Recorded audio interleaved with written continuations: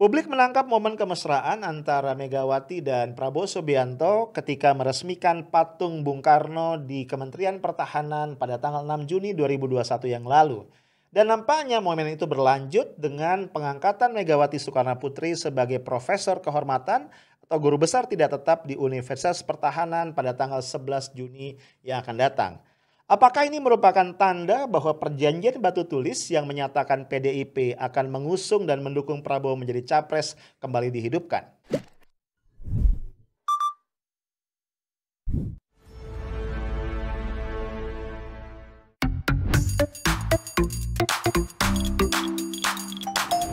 Hai guys, ketemu lagi kita Selasa 8 Juni 2021.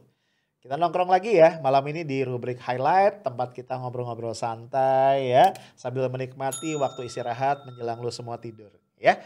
Bro, dalam politik kita tahu ada satu adagium atau ungkapan yang mengatakan tidak ada kawan ataupun musuh yang abadi adalah kepentingan. Oleh karenanya kita nggak usah kaget ya, kalau lu lihat misalnya partai A dan partai B ini awalnya berseteru nih ya, berkompetisi atau saling beroposisi. Tapi kemudian di kesempatan berikut mereka ternyata berkoalisi. Atau ada partai yang di tingkat pusat, di tingkat nasional itu berseberangan ya di kubu yang berbeda. Tapi di beberapa daerah ternyata mereka mengusung atau mendukung calon kepala daerah yang sama. Wajar banget. Demikian pula di tataran individu, para politisinya maksud gue ya. Orang-orang yang sebelumnya kayaknya bermusuhan atau berseberangan tiba-tiba berkawan dan kemudian berkoalisi. Itu hal-hal yang sangat wajar. Atau sebaliknya ya, mereka yang sebelumnya berduet ya itu kemudian juga bisa berpisah. Ya, di masa lalu bahkan kita lihat ya, dua sosok yang kita kenal sebagai Dwi Tunggal ya, Soekarno-Hatta, dua orang bapak bangsa, founding parents yang juga menjadi proklamator ya, pada akhirnya berpisah juga ya. Dan sebenarnya keretakan hubungan di antara mereka berdua ini sudah cukup lama ya. Sejak tahun 1955 sebenarnya Bung Hatta itu sudah mengajukan kepada DPR permohonan untuk berhenti sebagai wakil presiden. Karena ketika itu kita tahu ya, dimulai penerapan demokrasi parlementer di mana berlaku Undang-Undang Dasar sementara 1950. Menurut Bung Hatta, dalam kondisi penerapan demokrasi parlementer, presiden hanya menjadi simbol negara, maka tidak dibutuhkan lagi posisi wakil presiden. Namun ternyata permintaan Muhammad Hatta itu didiamkan saja, tidak ditanggapi serius oleh DPR. Namun kemudian kembali Bung Hatta mengajukan permohonan untuk mengundurkan diri pada tahun 1956. Dan akhirnya ya singkat kata permohonan tadi diterima dan diluluskan oleh DPR dan Bung Hatta resmi berhenti pada tanggal 1 Desember 1956. Kalau kita baca-baca lagi ya, sebenarnya banyak versi tentang tanda kutip ya perceraian antara Dwi Tunggal ini. Tapi salah satu yang mungkin paling valid katakan begitu adalah ketidaksetujuan Bung Hatta atas keputusan Bung Karno untuk menerapkan demokrasi terpimpin yang menurut Bung Hatta adalah pemberlakuan sistem pemerintahan yang otoriter.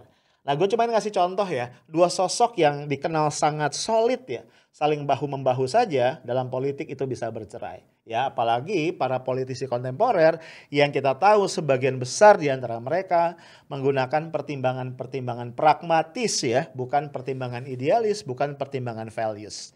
Nah, bro, namun demikian selalu ada saja tokoh politik yang kayaknya emosional, baper dan sangat menggunakan perasaan. Sehingga kita lihat kemudian ya muncul ekspresi sakit hati yang kadang-kadang umurnya cukup panjang. Misalnya kita lihat ya bagaimana dinamika hubungan antara Ibu Megawati dengan SBY. Ya, kita tahu nampaknya sampai hari ini Ibu Mega ini masih punya hambatan ya, masih punya barrier untuk berinteraksi dengan Terah Cikeas. Awalnya kalau kita flashback adalah ketika SBY menjadi Menteri Menko Polhukam ya, di zaman ketika Ibu Mega menjadi presiden menggantikan Gus Dur. Ya, kalau kita tahu waktu itu ya, Ibu Mega sempat bertanya, ya ini menjelang Pilpres 2004 ya. Ibu Mega bertanya nih kepada para pembantunya di kabinet, ya, adakah di antara kalian ini yang ingin maju nih sebagai capres yang akan datang? Ayo, silakan terbuka aja. Kira-kira bahasanya begitu. Ternyata guys, beberapa orang angkat tangan ya, kecuali SBY. Jadi SBY justru nggak mengaku akan maju. Tapi kemudian kita tahu SBY ternyata mencalonkan diri dan ini sangat menyakitkan nampaknya bagi Ibu Megawati yang merasa dikhianati. Apalagi kemudian SBY menang ya.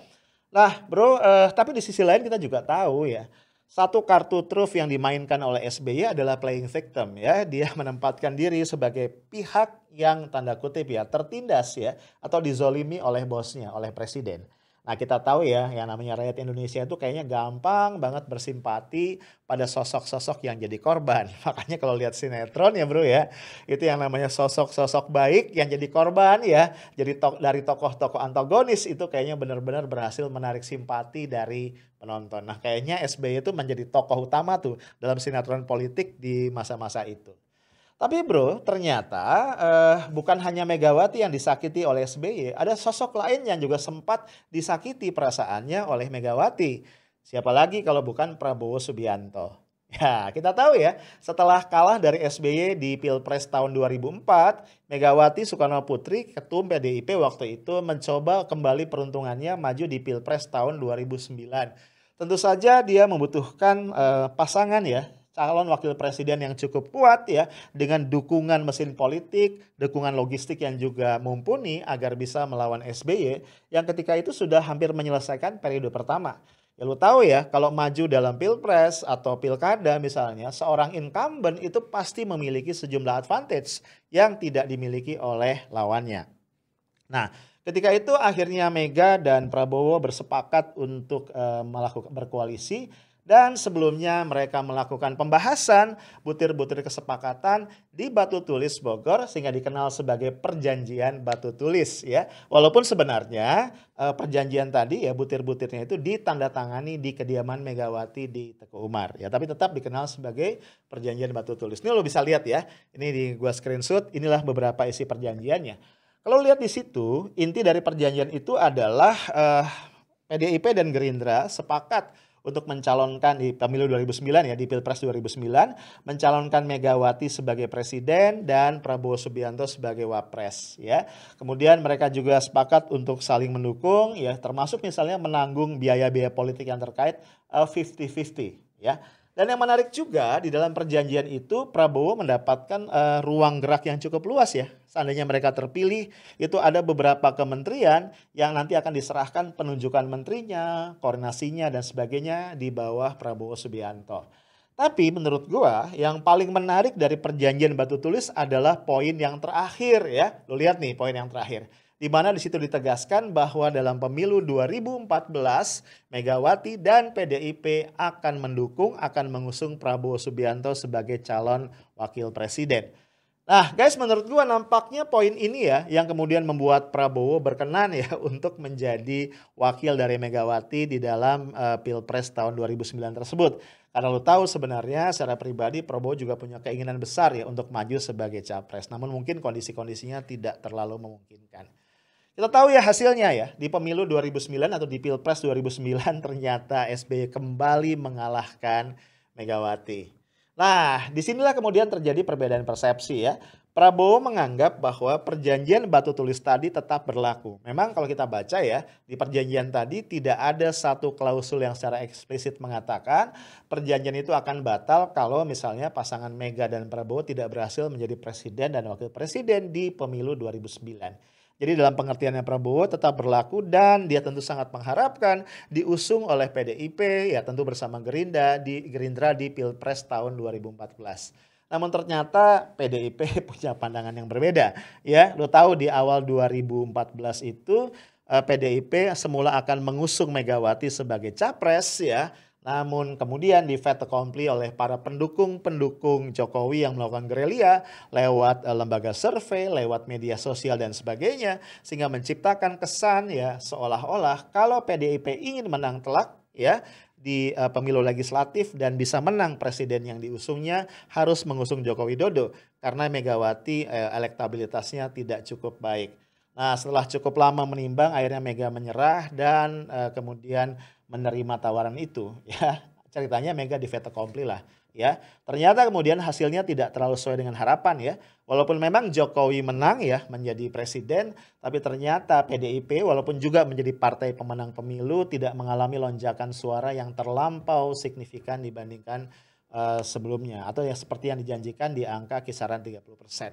Nah nampaknya bro Prabowo cukup merasa disepelekan ya karena tidak jadi didukung atau diusung di Pilpres tahun 2014 tersebut. Nah, tapi ternyata kita melihat setelah Prabowo berkelana ya kemana-mana dengan Gerindra, sempat cukup lama berkoalisi dengan PKS di berbagai kesempatan.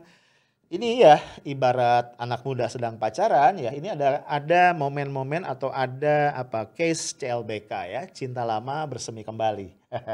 Jadi kita melihat ya, pasca kekalahan Prabowo Subianto di Pilpres 2019 dan kemudian Prabowo dan kemudian diikuti oleh Sandiaga Uno masuk ke kabinet ya, antara Gerindra dan PDIP dan wabil khusus antara Prabowo dan Mega ini mulai terjalin kembali benih-benih keakraban dan kemesraan. Tentu yang gue maksud adalah kemesraan dari sisi politik. Nah bro, ini ada satu momen ya yang sangat menarik, yang sangat memperlihatkan keakraban dan kemesraan di antara mereka. Momen yang gue maksud adalah momen peresmian patung Bung Karno di kantor Kementerian Pertahanan dilakukan tanggal 6 Juni 2021 kemarin ya, 2 hari yang lalu, belum lama, masih anget-anget nih ya. Menarik banget ya, karena di momen tadi Prabowo Subianto dan Megawati terlihat sangat dekat, sangat akrab dan mereka saling memuji, saling mengucapkan terima kasih satu dengan yang lain. Yang juga sangat epik ya, menarik banget ya, karena di situ dipajang ya atau yang diresmikan adalah patung Presiden Soekarno, patung Bung Karno dalam posisi Bung Karno itu sedang menaiki kuda ya, sedang menunggang kuda. Rupanya ada cerita ya terkait dengan patung ini, disampaikan oleh Prabowo ketika menyampaikan sambutan sebelum Megawati ya, sebelum Megawati meresmikan patung itu. Kata Prabowo ya, pada tahun 1946 Bung Karno dalam kapasitas sebagai Panglima tertinggi Angkatan Perang itu diminta untuk memimpin upacara peringatan Hari Angkatan Bersenjata atau Hari Angkatan Perang pada tanggal 5 Oktober. Namun permintaan itu dikatakan bahwa Bung Karno harus duduk atau berposisi menunggang kuda. Dan rupanya Bung Karno memang tidak punya keahlian itu ya, karena jarang sekali menunggang kuda. Bung Karno sempat panik ya, kata Pak Prabowo gitu, dan kemudian Bung Karno berlatih selama 3 hari untuk menguasai dan akhirnya bisa menunggang kuda dengan baik. Dan cerita ini dibenarkan oleh Mega ketika Megawati menyampaikan sambutan. Ya, gua nggak tahu juga ya, apakah berdua ini udah sepakat ya, udah menyepakati butir-butir ceritanya. Nah, bro, ini tadi ya momen-momen ya lo bisa lihat ya, momen-momen kemesraan, momen-momen kedekatan antara Prabowo Subianto dengan Megawati Soekarno Putri. Guys, ternyata hadiah dari Menteri Pertahanan Prabowo Subianto untuk Megawati bukan cuma patung Bung Karno naik kuda ya. Kalau kita lihat nih ada satu undangan pada tanggal 11 Juni hari Jumat besok di Universitas Pertahanan, institusi pendidikan yang berada di bawah pembinaan Kementerian Pertahanan, akan dilakukan pengukuhan guru besar tidak tetap atau profesor kehormatan untuk Dr. Honoris Causa Megawati Soekarno Putri. Ya, ntar ya gue ambil dulu nih karena panjang ya. Nah, lo lihat nih, dahsyat ya. Jadi beliau ini ya akan dikukuhkan menjadi guru besar tidak tetap ya. Bidang ilmu pertahanan ya, bidang kepemimpinan strategik khususnya di Fakultas Strategi Pertahanan Universitas Pertahanan. Nah, dahsyat. Jadi doktornya honoris causa dan kemudian profesornya adalah profesor kehormatan. Nah, yang menarik juga ya ternyata di beberapa grup pertemanan itu sudah beredar teks ya dari pidato pengukuhan yang akan nanti dibacakan oleh Ibu Mega di dalam acara pengukuhan guru besar tadi. Ini judulnya nih, Kepemimpinan Presiden Megawati pada Era Krisis Multidimensi 2001-2004. Dahsyat ya. The leadership of President Megawati in the era of multidimensional crisis 2001-2004. Nah, pas gue baca penulisnya, gue pikir orang lain ya. Gue baru sadar ini nama lengkapnya Ibu Mega ya. Diah Permata Megawati Setiawati Soekarno Putri. Dahsyat panjang. Ya kalau lihat ya, ini memang benar-benar kayak satu karya ilmiah ya. Gue nggak tahu ya, apakah Ibu Mega menulisnya sendiri atau gimana. I don't know. Nah bro, menurut gue ini cukup menarik ya. Gue cukup lama mengajar metodologi penelitian, khususnya kualitatif riset ya, riset kualitatif. Ada banyak metode riset ya atau metode penulisan ilmiah, tapi gue belum ketemu sih ya ada satu metode riset di mana si researcher itu menjadikan dirinya sendiri sebagai objek penelitian. Itu gue belum pernah ketemu ya, belum pernah ketemu. Memang seorang researcher, seorang peneliti bisa aja ya menjadi apa istilahnya ya, eh, partisipatif resource ya. Jadi dia menjadi narasumber yang terlibat ya. Artinya misalnya gua katakan melakukan riset tentang partai politik dan sementara gua adalah anggota dari partai politik itu sendiri. Boleh-boleh aja ya. Tapi kan gua nggak meneliti diri gua ya, gua meneliti institusinya gitu. Kalau yang ini gue baru ketemu nih ya, Ibu Mega menulis sendiri, menulis disertasi, bukan disertasi. Ibu Mega menulis satu riset katakan begitu ya dalam pidato pengukuhannya tentang dirinya sendiri. Ini gue baru ketemu. Ya bro, gue nggak tahu ya apakah secara akademik ini bisa diterima atau tidak ya. Walaupun sebenarnya ya penyematan doktor honoris causa untuk Mega pun menurut gue sesuatu yang bisa debatable ya. Karena sepanjang yang gue tahu ya orang untuk menyandang doktor honoris causa setidak-tidaknya prasyaratnya adalah sudah menyelesaikan jenjang pendidikan S1. Ya, setahu gue Ibu Mega tidak menyelesaikan itu ya.